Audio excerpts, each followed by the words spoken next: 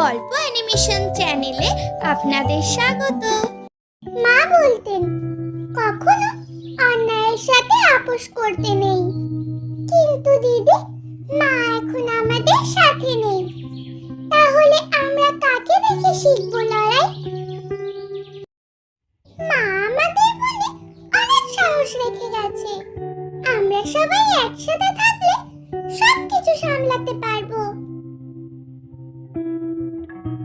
দিদি, তুমি বলেছিলে এই বাচ্চাগুলো আমাদের কাছে বোঝা, তাহলে এদের খাওয়ানোর আর দেখাশোনার কি প্রয়োজন? হ্যাঁ, ঠিক বলেছিস। এই বাড়িতে আজই এদের শেষ দিন। এদিকে পরীর দেওয়া সেই সাহায্যকারী গাছ তার কাজ শুরু করে দেয়। সাবধান, সাবধান হও তোমরা 5 কন্যা। তোমাদের মৃত্যুর পরিকল্পনা আটকাতে তোমাদের পিতাকে নিয়ে মিলির ঘরে যাও এক্ষুনি তোমরা।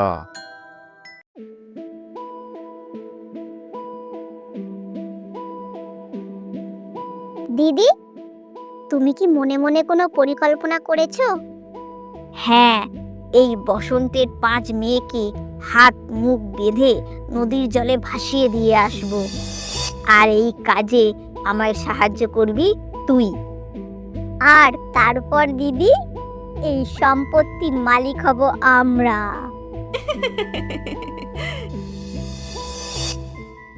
তুহিনা তার বাবার সামনে মিলির আসল চেহারা তুলে ধরে, কিন্তু বসন্ত মিলির আসল পরিচয় জানতে পেরে খুব কষ্ট পায়।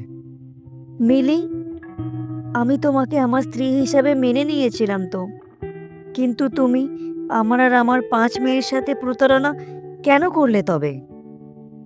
দয়া করে তুমি আমাকে ক্ষমা করে দাও।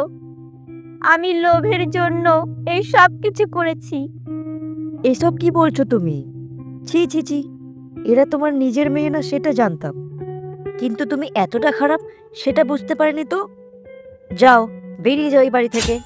আমি একাই আমার মেয়েদের বড় করব। বসন্তর কথা মতো মিলি তার বোনকে নিয়ে সেখান থেকে চলে যায়।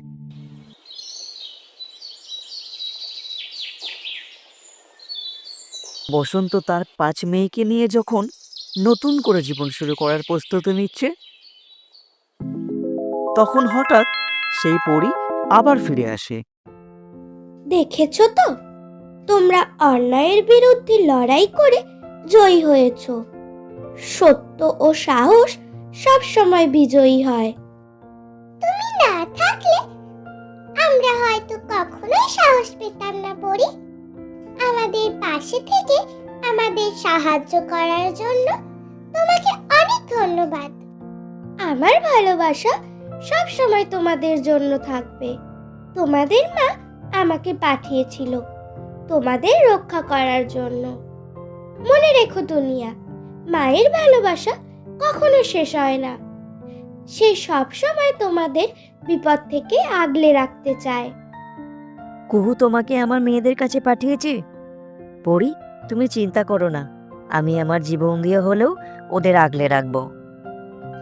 বেশ, তাহলে এবার আমার প্রয়োজন ফুরিয়েছে, কিন্তু আমি তোমাদের আশেপাশেই থাকবো যখন তোমাদের প্রয়োজন হবে।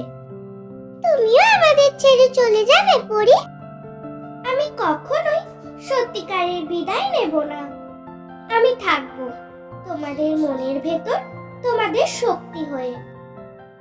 পরি ধীরে ধীরে অদৃশ্য হয়ে যায়।